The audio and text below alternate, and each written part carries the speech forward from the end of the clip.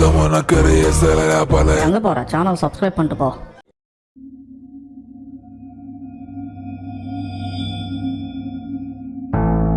Hi வணக்கம், welcome to channel back to rewind. Subscriber real life இன்சிடென்ட்ல இன்னைக்கு உங்களுக்காக ஒரு காலேஜ் ஸ்டூடெண்ட் கோயம்புத்தூர்ல இருக்கிற ரொம்பவே ஃபேமஸான ஒரு காலேஜில் விஸ்காமும் படிச்சுட்டு இருக்காரு. அப்படி விஸ்காம் ஃபைனல் இயர் படிக்கும் போதும் இவருக்கு ஒரு ப்ராஜெக்டும் வருது. நார்மலாக விஸ்காம் படிக்கிற ஸ்டூடெண்ட்ஸ்னாலே இந்த ஃபோட்டோ ஷூட் இது கூடவே ஷார்ட் ஃபிலிம் எடுக்க சொல்லுவாங்க. அதே மாதிரி தான் இந்த இடத்துல ஒரு விஸ்காம் ஸ்டூடெண்ட் ஷார்ட் ஃபிலிம் எடுக்கலாம் அப்படின்னு ட்ரை பண்ணுறாரு. பட் அந்த ஷார்ட் ஃபிலிமில் ஒரு பயங்கரமான அமானுஷமான விஷயமும் நடந்திருக்கு. அப்படி இவரோட லைஃப்பில் நடந்த அந்த அமானுஷமான விஷயமே இவரோட லைஃப்பை வச்சு ஒரு படம் எடுக்கிற அளவுக்கு தாறுமாறான சம்பவம் அவரோட லைஃப்ல நடந்திருக்கு. அதை பற்றி தான் இன்னைக்கு நாம உண்மை சம்பவத்தில் பார்க்க போகிறோம். அந்த உண்மை சம்பவத்தை பார்க்கறதுக்கு முன்னாடி இந்த மாதிரி பேய் சம்பவம் உங்கள் லைஃப்பில் நடந்திருக்கா? அப்படி நடந்ததுன்னா அது நீங்கள் என்கிட்ட ஷேர் பண்ணணும்னு நினச்சிங்கன்னா டிஸ்பிளேல தெரியுற இந்த வாட்ஸ்அப் நம்பருக்கு ஒரு வாய்ஸ் மெசேஜ் அப்படி இல்லைன்னா டைப் பண்ணி கூட நீங்கள் எனக்கு ஷேர் பண்ணலாம். அப்படி ஷேர் பண்ணுறது உண்மை சம்பவம் உண்மையில தெரியுங்க, அதை நான் கண்டிப்பாக நம்ம சேனலில் போஸ்ட் பண்ணுறேன். ஸோ ஓவராக பேசாமல் வீடியோவில் போகலாம். நீங்கள் நம்ம சேனல் போஸ்ட்னா மறக்காம சேனல் சப்ஸ்கிரைப் பண்ணுங்கள், பெல் பட்டன் கிளிக் பண்ணுங்கள். இப்போ நம்ம வீடியோவில் போகலாம்.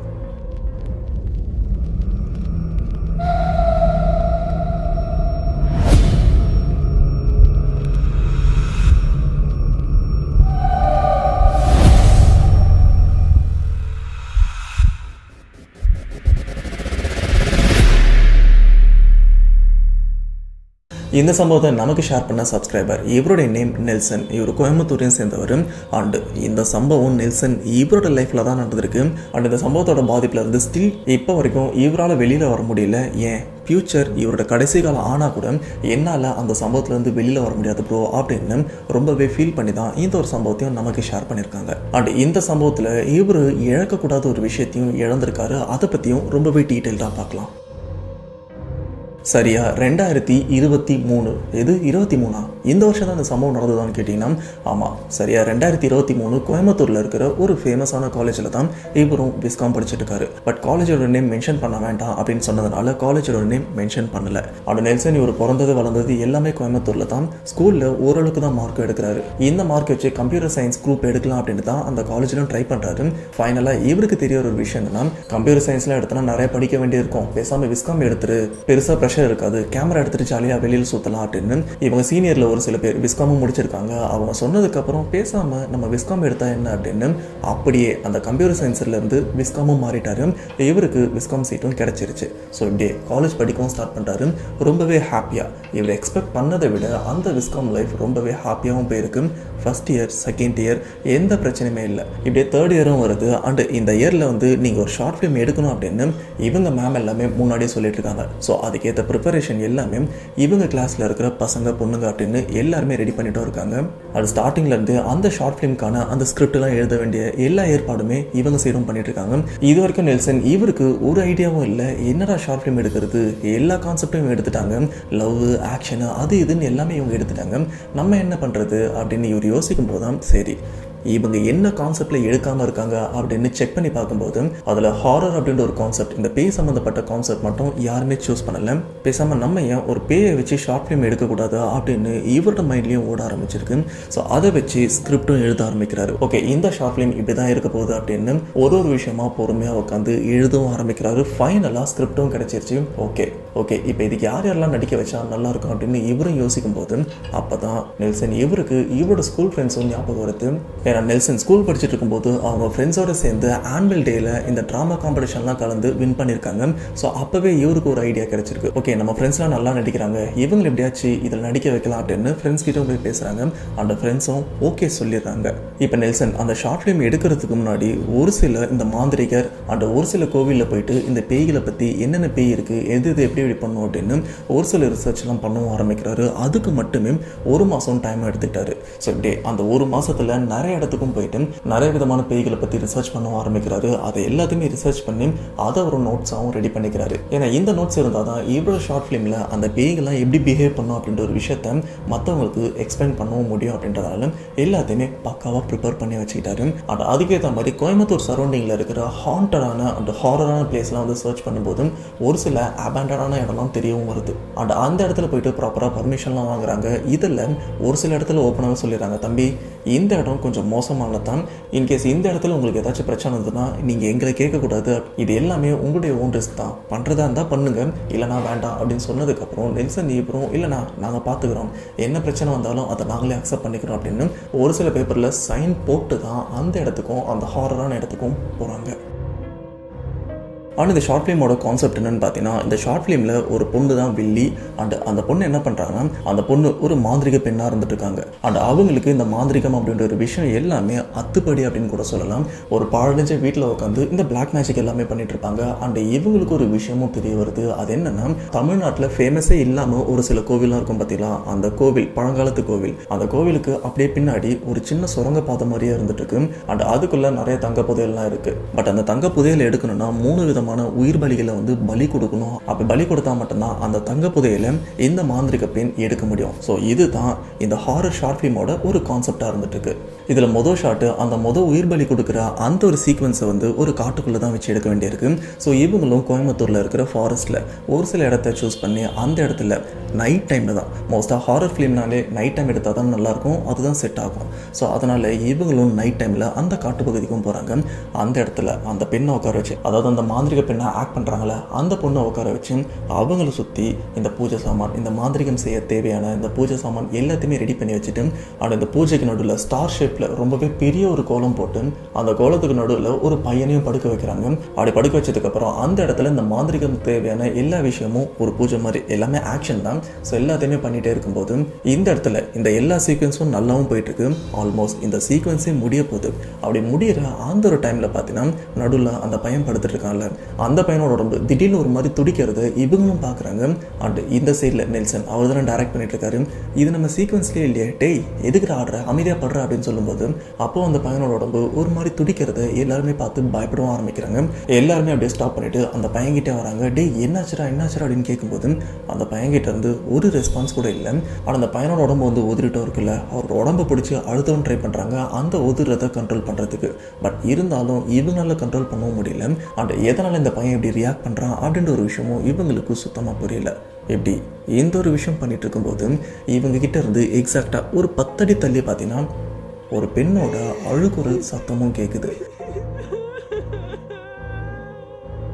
ஆரம்பத்தில் இந்த சத்தத்தை கேட்கும்போது இங்கே இருக்கிற பசங்க யாருமே பயப்படல. ரீசன் பார்த்தீங்கன்னா, இவங்க டீமில் இருக்கிற ஏதோ ஒரு பொண்ணு தான் சும்மா இப்படி விளையாடுது, அதுக்கு இந்த பையனும் ஹெல்ப் பண்ணுறான் போல இருக்கு அப்படின்னு இந்த ஒரு விஷயத்த பெருசாக எடுத்துக்காம ரொம்பவே நார்மலாக இருக்காங்க. அண்ட் இந்த சைடில் நெல்சன் வரும், ஏய் எப்படி அது நேரங்காலம் புரியாமல் எவா அப்படின்னு கூப்பிட. பட் இருந்தாலும் அந்த அழுகிற சத்தம் கண்டினியூவாக கேட்டுகிட்டே இருக்கு. அண்ட் இங்கே இருக்கிற எல்லாருமே ஏய் எவ்வளோ நேரம் தான் ஆக்ட் பண்ணிட்டு இருக்கோம், ஏய் போதுவா எங்களுக்கு தெரியும் அப்படின்னு இவங்க ஃப்ரெண்டில் ஒரு பொண்ணு ஒருத்தவங்க இருப்பாங்க, அவங்க பேர் சொல்லியும் கூப்பிட்றாங்க.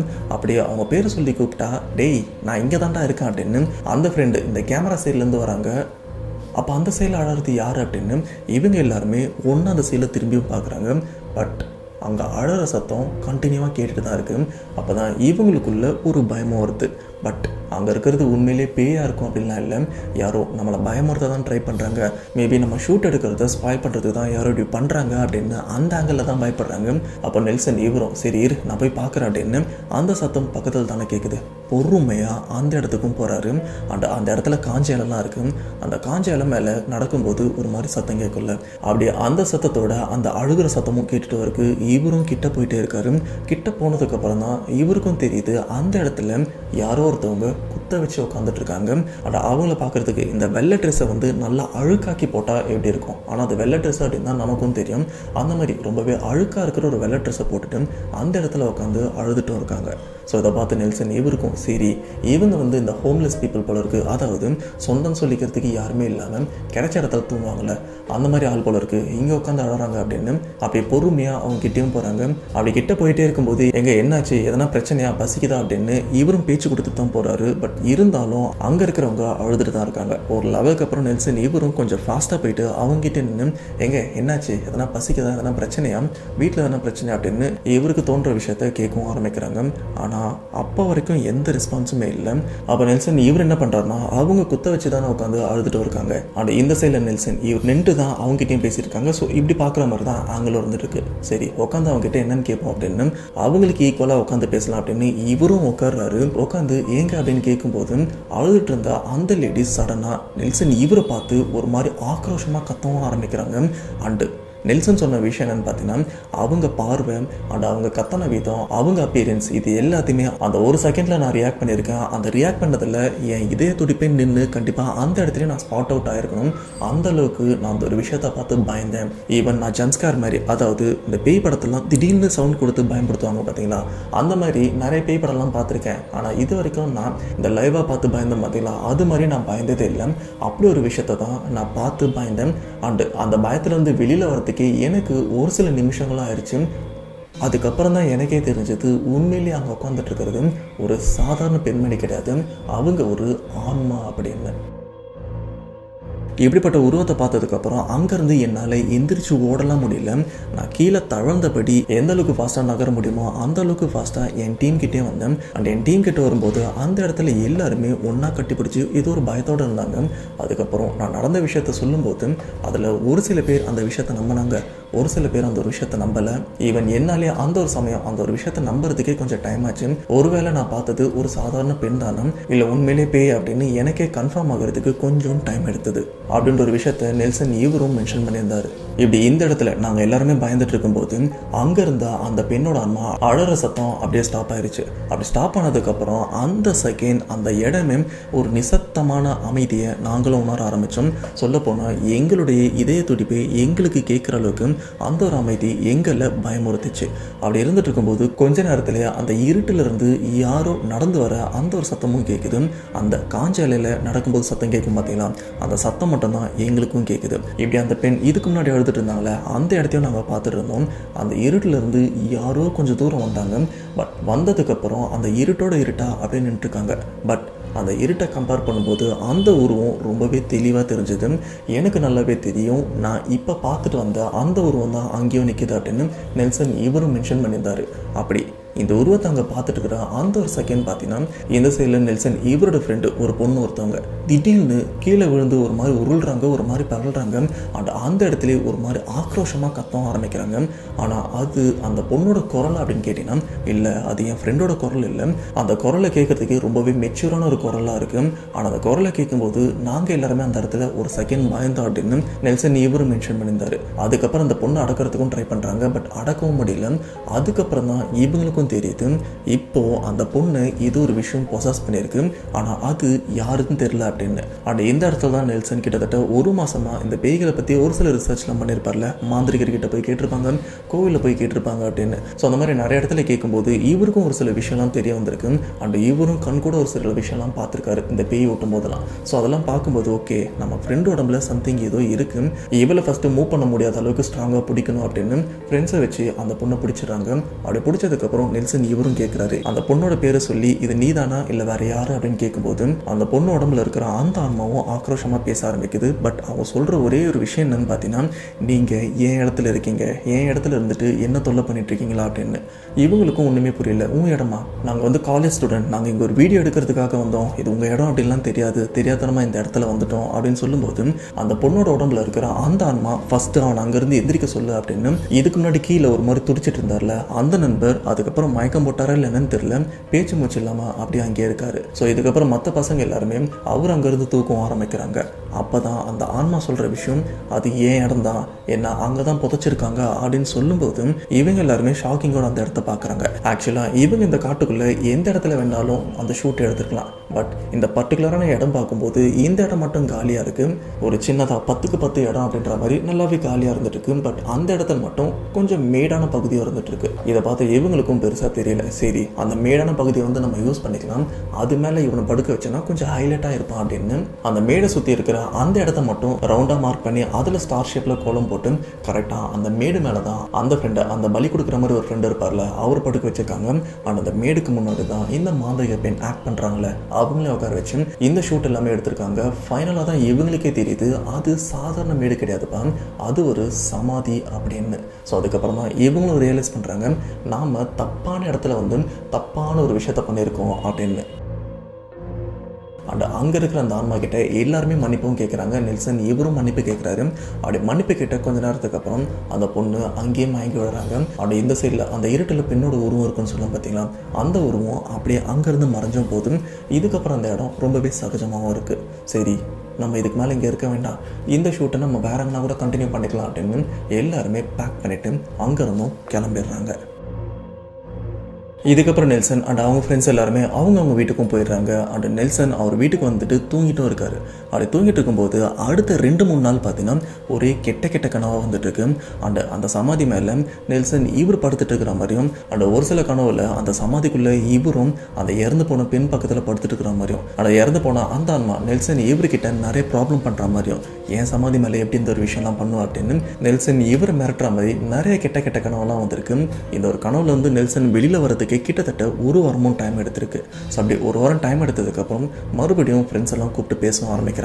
பட் அதில் ஒரு சில பேர் பின்வாங்கிடுறாங்க. இல்லைப்பா, என்னால் நடிக்க முடியாது, இதில் நடித்தா நான் பெருசாக எதுவும் பண்ண போகிறதில்ல, ஏதோ உங்களுக்கு ஹெல்ப் பண்ணணும் தான் நான் வந்தேன், பட் நீ பேய் படம் அப்படின்னு தான் சொன்னேன், பட் உண்மையிலே அங்கே பேய் பிசாஸ்லாம் வந்துட்டு இருக்கு, நம்மளாம் தாங்க முடியாது அப்படின்னு ஒரு சில பேர் அங்கேருந்தும் போயிடுறாங்க. பட் அதில் அந்த மாந்திரிக பெண் கேரக்டரில் ஒரு பொண்ணு நடிப்பாங்கள்ல, அவங்க மட்டும் எதாக இருந்தாலும் பார்த்துக்கலாம்டா நான் பண்ணுறேன் அப்படின்னு அவங்க மட்டும் ரொம்பவே போல்டாக இருந்திருக்காங்க.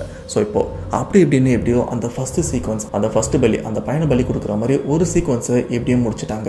அண்ட் இதுக்கப்புறம் 2வது பலி ஒரு பாழடைஞ்ச பங்களாவில் வச்சு ஒரு வயசு பொண்ணை, ஒரு கன்னி பொண்ணை வந்து பலி கொடுக்குற மாதிரி ஒரு சீக்வன்ஸை எடுக்கிறாங்க. ஆனால் அந்த சீக்வன்ஸை ரொம்பவே ஸ்மூத்தாக எடுத்துட்டாங்க. எந்த பிரச்சனையுமே அந்த சீக்வன்ஸில் இல்லை. ஃபஸ்ட்டு சீக்வன்ஸ் எடுத்தாங்களா அந்த மாதிரி மோசமான எந்த விஷயமும் இங்கே நடக்கல. ஸோ இப்படி இந்த செகண்ட் சீக்வன்ஸ் எடுத்ததுக்கப்புறம் தான் இவங்களுக்கு ஒரு ஹோப்பே வருது. இதுக்கப்புறம் நம்ம செலக்ட் பண்ணுற இடத்த வந்து கொஞ்சம் கேர்ஃபுல்லாக கொஞ்சம் சேஃபான பிளேஸாகவே பார்க்கலாம் அப்படின்னு அவங்களுக்கு ஒரு ஐடியா கிடச்சிருச்சு. இப்படி 2 சீக்வன்ஸும் முடிஞ்சிருது. ஃபைனலாக 3வது சீக்வன்ஸ், அந்த 3வது உயிர் பலி யாருன்னு பார்த்தீங்கன்னா ஒரு திருநங்கையை வந்து பலி கொடுக்கணும் அப்படின்ற மாதிரி சீக்வன்ஸு தான் உண்மையெல்லாம் கிடையாது. ஏன்னா அந்த பழைய கோயிலுக்கு பின்னாடி இருக்கிற அந்த புதையல் எடுக்கிறதுக்கு 3 விதமான உயிர் பலின்னு சொல்லியிருப்பேன்ல, ஒரு வயசு பையன், ஒரு வயசு பொண்ணு, அந்த ஆண் பெண் கலப்பில் இருக்கிற ஒரு உயிரினம், அவங்க தான் நம்ம திருநங்கை. ஸோ இவங்க 3 பேரையுமே பலி கொடுத்தாதான் அந்த புதையல் கிடைக்கும் அப்படின்றது தான் இந்த ஷார்ட் ஃபிலிமோட சீக்வன்ஸாக இருந்துட்டு இருக்கு. அதுக்கேற்ற மாதிரி நெல்சன் இவரோட ஃப்ரெண்டு ஒரு பையனும் இருக்காரு, அவர்கிட்ட பேசி திருநங்கை மாதிரி கொஞ்சம் கெட்ட போடுறா அப்படின்னு சொல்லியிருக்காரு. அந்த ஃப்ரெண்டும் சரிடா நான் பார்த்துக்கிறேன் அப்படின்னு அவர் அந்த கெட்டப்லாம் போட்டுட்டு அந்த 3வது சீக்வன்ஸ் எடுக்கிறதுக்காக எங்கே போகிறாங்கன்னு பார்த்தீங்கன்னா அப்படியே பக்கத்தில் போனால் கேரளா இருக்குது, கேரளா கொச்சி இருக்குது, அங்கே போனோம்னா கடல் இருக்குது, அந்த கொச்சியில் எங்கள் சொந்தக்காரங்களாம் இருந்துருக்காங்க, ஒரு பிரச்சனையும் இல்லை, டேரெக்டாக அங்கே போயிட்டு அந்த ஷூட்டை மட்டும் முடிச்சுட்டு வந்துடலாம் அப்படின்னு எல்லாருமே அன்னைக்கு நைட்டு கோயம்புத்தூர்லேருந்து கேரளா கொச்சிக்கும் போகிறாங்க. ஸோ அப்படி ரீச் ஆனதுக்கப்புறம் அந்த கடற்கரையோரமாக டிஸ்டர்பன்ஸ் இல்லாத இடம் அண்ட் கொஞ்சம் ஹாரராக இருக்கிற மாதிரி இடம் அப்படின்னு சர்ச் பண்ணி பார்க்கும்போது இவங்களுக்கும் ஒரு லொக்கேஷனும் கிடைக்குது. அந்த இடத்துல நைட் டைமில் மக்கள் அதிகமாக வரமாட்டாங்க, அதுக்குன்னு அது ஹாரரான இடமா அப்படின்னு கேட்டிங்கன்னா அப்படிலாம் இல்லை. அந்த பர்டிகுலர் இடம் வந்து எப்பவுமே காலியாக தான் இருந்துட்டு இருக்கும். பகல் டைமில் ஆள் இருப்பாங்க, ஆனால் நைட் டைமில் மோஸ்ட்டாக ஆளுங்க இருக்க மாட்டாங்க. ஈவன் போலீஸ் கூட அந்த இடத்துல ரவுண்ட்ஸ் வந்து டிஸ்டர்ப் பண்ண மாட்டாங்க. ஸோ அதனால் அந்த இடத்தையும் செலக்ட் பண்ணிக்கிறாங்க. ஸோ இப்படி செலக்ட் பண்ணதுக்கப்புறம் அன்னைக்கு நைட்டு இவங்களும் அந்த இடத்துல அந்த ஷூட்டுக்கான செட்டப் எல்லாமே பண்ணவும் ஆரம்பிக்கிறாங்க. பட் எனக்கு ரேண்டமாக போயிட்டுருக்கிற ஒரே ஒரு கேள்வி, ஒரே ஒரு கொஸ்டின் என்னன்னு பார்த்தீங்கன்னா, மோஸ்ட்டாக இந்த உண்மை சம்பவத்தில் ஒரு சில பேர் இந்த நாள் கிழமை அப்படின்னு பார்க்காம தெரியாதனமாக போய் மாட்டிப்பாங்க. அதில் ஒன்று தான் இந்த அமாவாசை பௌர்ணமி அப்படின்ற மாதிரி. ஏன்னா இந்த இடத்துல நெல்சன் இவர் ஃபிக்ஸ் பண்ண அந்த ஒரு டைம் ஒரு அமாவாசை அப்படின்னு இவருக்கும் தெரியாது, இவங்க ஃப்ரெண்ட்ஸுக்கும் தெரியாது. ஏன் மோஸ்ட்டாக வயசு பசங்க இந்த நாள் கிழமெல்லாம் பார்க்க மாட்டாங்க. ஈவன் எனக்கும் அமாவாசை எப்போ வருது, பௌர்ணமி எப்போ வருது அப்படின்னு சுத்தமாக தெரியாது. ஆனால் ஏதாச்சும் ஒரு விஷயம் பண்ணும்போது தான் வீட்டில் சொல்லுவாங்க, டேய் இன்னைக்கு அமாவாசை, இன்னைக்கு பௌர்ணமி அப்படின்னு. அப்போ தான் எனக்கும் தெரியும், ஓகே இன்னைக்கு தானே அது அப்படின்னு. அதே போல தான் இந்த இடத்துல நெல்சன் நமக்கு இந்த ஷூட்டு முடிஞ்சால் போதும், இந்த நாள் கிழமெல்லாம் பார்க்க வேண்டாம் அப்படின்னு இவர் நார்மலாக இந்த நாள் கிழமெல்லாம் பார்க்க மாட்டார். அதே போல தான் ஒரு நெகட்டிவ் நிறைஞ்ச அந்த ஒரு நாளில் ஒரு நெகட்டிவ் அதிகமாக இருக்கிற ஒரு சீக்வன்ஸை எடுக்கலாம் அப்படின்னு இந்த இடத்துக்கும் வந்திருக்காங்க. பட் இதுக்கு மிடில் நெல்சன் ஒரு கோளாறான வேலையும் பார்த்துட்டு வந்திருக்காரு. அதுதான் இந்த இடத்துல விஸ்வரூபமாக எடுத்து வெடிக்கவும் போகுது. இப்போது இந்த இடத்துல இந்த சீக்வன்ஸாக ஆரம்பிச்சிருச்சு. 3வது அந்த உயிர் பலி, 2 பாலினம் கலந்த திருநங்கை, அவங்கள தான் வந்து பலி கொடுக்கணும் அப்படின்னு எல்லா சீக்வன்ஸும் ரெடி பண்ணிட்டாங்க. அண்ட் இங்கே இருக்கிறவங்க என்ன டைலாக் பேசணும், எப்படி ரியாக்ட் பண்ணணும் அப்படின்னு நெல்சன் எல்லாத்தையுமே முன்கூட்டியே சொல்லிட்டு இருக்காரு. அண்டு இந்த பூஜைக்கு நடுவில் நெல்சன் இவர் கலெக்ட் பண்ணிட்டு வந்த ஒரு சில பொருள், பூஜை பொருள் மாதிரி தான் இருக்குது, அதை எடுத்துகிட்டு வந்து இங்கேயும் கொடுத்துறாங்க. அதில் ஒரு சில பொருளை அந்த திருநங்கையை கெட்ட போட்டிருக்காருல ஃப்ரெண்டு, அவருக்கும் கொடுத்துக்கிறாரு. அண்ட் அவரோட காலில் ஏதோ தாயத்து மாதிரியான விஷயத்தையும் கட்டி விட்டுறாங்க. ஸோ அப்படி கட்டி விட்டதுக்கப்புறம் இந்த இடத்துல சீக்வன்ஸ் ஸ்டார்ட் ஆகுது. அண்ட் வழக்கம் போல் அந்த ஆக்ஷன் கேமரா அப்படின்னு எல்லாத்தையுமே சொல்லிட்டு இந்த பேய் சீக்வன்ஸை ஸ்டார்ட் பண்ணுறாங்க. இவங்களுக்கு அப்போ தெரியாது இதுக்கப்புறம் உண்மையிலே ஒரு பேய் வரப்போகுது அப்படின்னு. இப்போ இந்த இடத்துல அந்த மாந்திரிக பெண் இந்த இடத்துல அந்த மாந்திரிகம் பண்ணுற மாதிரி ஒரு சில விஷயம்லாம் பண்ணிகிட்டே இருக்காங்க. அப்படி பண்ணிகிட்டே இருக்கும்போது இவருக்கு எதிர்க்க தான் அந்த திருநங்கை மாதிரி கெட்ட போட்டிருப்பார்ல ஃப்ரெண்டு, அவரும் படுத்துட்டு இருக்காரு அசைவே இல்லாமல். இப்படி இந்த சைடில் இந்த மாந்திரிக பெண் இந்த விஷயம்லாம் பண்ணிகிட்டே இருக்கும்போது எல்லாத்தையுமே ஷூட் எடுத்துகிட்டு இருக்காங்க. அப்போது நடுவில் படுத்துட்டு இருக்கிற அந்த ஃப்ரெண்டு சடனாக அண்டர்டேக்கர் மாதிரி அப்படி படுத்துட்டு இருக்கிற அந்த இடத்துல வந்து எந்திரிச்சு உட்கார்றாரு, எந்த அசைவும் இல்லாமல். அண்ட் இதை பார்க்கும்போது அகைன் நெல்சன் இவருக்கு தோன்ற விஷயம், டேய் இவன் எதுக்குற சீக்வன்ஸில் இல்லாதெல்லாம் பண்ணிட்டு இருக்கான் அப்படின்னு அவருக்கு ஒரு சைடில் கடுப்பு வந்துருக்கு. உடனே கேமராவும் கட் பண்ணிடுறாரு. கட் பண்ணதுக்கப்புறம் டேய் நான் சொன்னதை மட்டும் பண்ணுறான், எதுக்கு சொல்லாதெல்லாம் பண்ணிட்டு இருக்கா அப்படின்னு அங்கேருந்து அந்த நண்பரை திட்ட. பட் அந்த நண்பர் எந்திரிச்சு உட்காந்தவர் ஒரு அசைவும் இல்லாமல் இருக்காரு. மறுபடியும் நெல்சன் சரி படு ஃபர்ஸ்ட் வந்து எடுக்கலாம் அப்படின்னு சொல்லும்போது அந்த ஃப்ரெண்டு படுக்காமல் அப்படியே உட்காந்துட்டு தான் இருக்காரு. இப்படி உட்காந்துட்டு இருக்கிற அந்த ஃப்ரெண்டு அப்படியே பொறுமையாக தலை மட்டும் திரும்புது. ஏன்னா இவங்களுக்கு பின்னாடி தான் அந்த மாந்திரிகம் பண்ணுறாங்களா கெட்ட போட்ட அந்த பொண்ணு, அவங்களும் உட்காந்துட்டு இருக்காங்க. தலை மட்டும் அப்படியே திரும்பி அந்த மாந்திரிகம் கெட்ட போட்ட அந்த பொண்ணை பார்த்து என்னை பலி கொடுக்க போறியா அப்படின்ற ஒரு வார்த்தையை மட்டும் சொன்னதா நெல்சன் இவரும் சொல்லியிருக்காரு. இதுக்கு அந்த மாந்திரிகம் கெட்ட போட்டா அந்த பொண்ணு என்ன சொல்கிறாங்கன்னா, ஆமாடா உன்னை பலிதாண்டா கொடுக்க போகிறேன் அப்படின்னு. இவங்களுக்கு இங்கே நடக்கிற விஷயம் புரியாமல் சரி அவன் தான் ஃபன் பண்ணிட்டு இருக்கான் நம்மளும் ஃபன் பண்ணுவோம் அப்படின்னு இந்த பொண்ணும் அதுக்கு கம்பெனி கொடுத்துருக்காங்க. இப்படி இந்த விஷயம் இங்கே நடந்துட்டு இருக்கும்போது இந்த இடத்துல இந்த பிளாக் மேஜிக்கு தேவையான ஒரு சில ஒரிஜினல் பொருளாக வச்சுருக்காங்க. அதில் ஒன்று என்னென்னு பார்த்தீங்கன்னா இந்த கோழி, உயிரோடு இருக்கிற கோழி 2-3 வச்சுருக்காங்க. பலி கொடுக்கறதுக்குலாம் இல்லை, சும்மா ஒரிஜினாலிட்டியாக தெரியறதுக்காக அந்த கோழியை வச்சுருக்காங்க. அந்த கோழியை பார்த்த அந்த நண்பர், அந்த திருநங்கை கெட்ட போட்ட அந்த நண்பர் அந்த கோழி எடுக்கிறாரு. அப்படி அந்த கோழியோட கழுத்தை அப்படியே பிச்சு அந்த ரத்தத்தை அப்படியே குடிக்கும்போது தான் இங்கே இருக்கிற எல்லாருக்குமே சம்திங் ஏதோ தப்பாக நடக்குது அப்படின்ற ஒரு விஷயம் மட்டும் புரிய வருது. ஏன்னா இந்த இடத்துல இந்த லேடி கெட்ட போட்டு படுத்துட்டு இருக்காருல அந்த பையன் பக்கா வெஜிடேரியன், சொல்ல போனால் ஒரு ஐயர் பையன். ஸோ அவங்க இந்த நான்வெஜ் அப்படின்ற ஒரு விஷயத்த சாப்பிட மாட்டாங்க. பட் இவன் ஒரு கோழி எடுத்து அதோட தலையை வந்து சாதாரணமாக பிச்சு அந்த ரத்தத்தை குடிச்சு அந்த கோழியோட கழுத்தை இப்படி கடிக்கிறானே அப்படின்னு இவங்க எல்லாருமே பயத்தில் அலறவும் ஆரம்பிக்கிறாங்க. பட் இந்த பர்டிகுலர் நேரத்தில் இவங்க என்ன தான் அலறி கூப்பிட்டாலும் சுற்று வட்டாரத்தில் ஆளுங்கன்னு யாருமே இல்லை, இவங்க மட்டும்தான் இருந்துட்டு இருக்காங்க. இது போல் அந்த பையன் 1 இல்லை 2 இல்லை அங்கே இருக்கிற 3 கோழியுமே எடுத்து அதோட கழுத்தை பிச்சு அதோட ரத்தத்தை மட்டும் குடிச்சிட்டு ஒரு மாதிரி ஆக்ரோஷமாக அவன் வாயில் உடம்புல அப்படின்னு அந்த கோழியோட ரத்தம் அப்படியே பரவி பார்க்கறதுக்கு எப்படி இருக்கான்னா காஞ்சனா படத்தில் லாஸ்ட் சீக்வன்ஸில் நம்ம ராகவா லாரன்ஸ் அந்த லேடி கெட்ட போட்டு வாயில ரத்தமாக இருக்கும் பார்த்தீங்களா, பார்க்கறதுக்கு அப்படி தான் இருந்தான் அப்படின்னு நெல்சன் இவரும் சொல்லியிருக்காரு. அப்படி இதுக்கப்புறம் அவனை அடக்கிறதுக்கும் ட்ரை பண்ணுறாங்க. ஈவன் இவங்க ஃப்ரெண்ட்ஸே வந்து அவன் கிட்ட போகிறதுக்கு பயங்கரமாக பயந்துருக்காங்க. ரொம்பவே வியர்டாகவும் அந்த இடத்துல நடந்துக்கிட்டான். கடைசியாக நெல்சன் இவர் என்ன பண்ணுறாருன்னா அவங்க சொந்தக்காரங்க அந்த ஏரியாவில் தான் நடந்துட்டு இருக்காங்க. உடனே அவங்களுக்கு கால் பண்ணி அவங்களையும் வர வைக்கிறாங்க. அப்படி அந்த சொந்தக்காரங்களாம் வந்ததுக்கப்புறம் இந்த பையனை பார்க்கும்போதே தெரிஞ்சிருச்சு சம்திங் பிரச்சனை இருக்குது அப்படின்னு. அண்ட் அவங்களும் அந்த பையனை பிடிச்சி அடக்கவும் ட்ரை பண்ணுறாங்க. பட் இங்கே இருக்கிற யாராலையுமே அடக்கவும் முடியல. இதுக்கப்புறம் அந்த சொந்தக்காரங்க நெல்சன் இவரோட தாத்தாவோட ஃப்ரெண்டு அந்த ஊரில் தான் அந்த ஏரியாவில் தான் இருந்துட்டு இருக்காரு. அவருக்கு இந்த பேய் பிசாசு இந்த மாதிரி விஷயத்தெல்லாம் நிறைய அனுபவம் இருக்குது. உடனே அவருக்கு கால் பண்ண அந்த வயசான தாத்தாவும் நேரங்காலெல்லாம் பார்க்காம சரி கால் பண்ணியிருக்காங்க அப்படின்னு அவரும் உடனே வந்திருக்காரு. வந்ததுக்கப்புறம் அவருக்கும் கிளியராக புரிஞ்சிச்சு ஓகே பையன் உடம்புல சம்திங் ஏதோ இருக்குது அப்படின்னு. அண்ட் இந்த தாத்தாக்கும் இந்த மாந்திரிகம் அப்படின்ற ஒரு விஷயத்துலேருந்து ஓரளவுக்கு அனுபவம் இருந்துட்டு இருக்கு. அந்த அனுபவத்தை வச்சு அந்த தாத்தா என்ன பண்ணுறாருன்னா எல்லாருமே அவன் கையை காலை பிடிங்க அப்படின்னு அந்த பாதிக்கப்பட்ட ஃப்ரெண்டு அவரையும் பிடிக்க சொல்கிறாங்க. அப்படி பிடிச்சதுக்கப்புறம் அவரோட உச்சி முடி இருக்குல்ல அந்த முடியை அப்படியே கொஞ்சம் இழுத்து அதை உச்சி முடியில் மட்டும் முடிச்சு போட்டு வைக்கிறாங்க. அப்படி முடிச்சு போட்டதுக்கப்புறம் அந்த பையனோட ஆக்ரோஷம் இருந்துட்டு இருக்கு. பட் பெரிய அளவுக்கு இல்லை, கண்ட்ரோல் பண்ணுற அளவுக்கு இருந்துட்டு இருக்கு. அவரே கிளியராக சொல்லிடுறாரு பையன் உடம்புல ஏதோ இருக்குது, ஏதோ ஒன்று புகுந்துருக்கு, இந்த இடத்துல வச்சு எதுவுமே பண்ண முடியாது, எங்களோட கூட்டுவாங்க அப்படின்னு அவர் அங்கேருந்து கூட்டும் போகிறாங்க. இதுக்கப்புறம் இவங்க ஊரில் இருக்கிற மாந்திரிகர்கிட்ட அன்னைக்கு நைட்டே கூப்பிட்டு போகிறாங்க. அதாவது கேரளா நம்பூதிரிலாம் இருப்பாங்க பார்த்தீங்களா, இவங்க இருக்கிறதே கேரளா தான். ஸோ அங்கே அந்த மாந்திரிகர் நம்பூதிரிகிட்ட போனதுக்கப்புறம் அவரும் கிளியராக சொல்லிடுறாரு இந்த பையன் உடம்புல ஒரு துர்ஆன்மா இருந்துட்டு இருக்கு. பட் இந்த ஆன்மா சாதாரணமாக இவன் உடம்புல ஏறல, இவன் உடம்புல யாரோ வாண்டடாக ஏற்றி விட்டுருக்காங்க அப்படின்னு அவரும் சொல்கிறாங்க. இது மட்டும் இல்லாமல் அந்த பாதிக்கப்பட்ட பையனோட உடம்புலாம் செக் பண்ணி பார்க்கும்போது காலில் ஒரு தாயத்து மாதிரியும் இருக்குது. அதை பார்க்கும்போது இவருக்கு புரிஞ்சிச்சு ஓகே இந்த விஷயத்த வந்து இங்கே இருக்கிற யாரோ தான் பண்ணியிருக்காங்க அப்படின்னு. இதை யார் இவன் காலில் கட்டினா அப்படின்னு அந்த நம்பூதிரியும் கேட்க நெல்சன் இவரும் ரொம்ப நேரம் யோசிச்சு அதுக்கப்புறம் தான் நான் தான் கட்டினேன் அப்படின்ற ஒரு விஷயத்தையும் சொல்கிறாரு. அப்போ தான் இங்கே இருக்கிற எல்லாருக்குமே ஈவன் நமக்கும் புரிய வருது இங்கே நடந்த எல்லா கோளாறுக்கும் காரணம் ஆல்ரெடி சொல்லியிருப்பேன்ல நெல்சன் ஒரு கோளாறான விஷயமும் பண்ண போகிறாரு அப்படின்னு.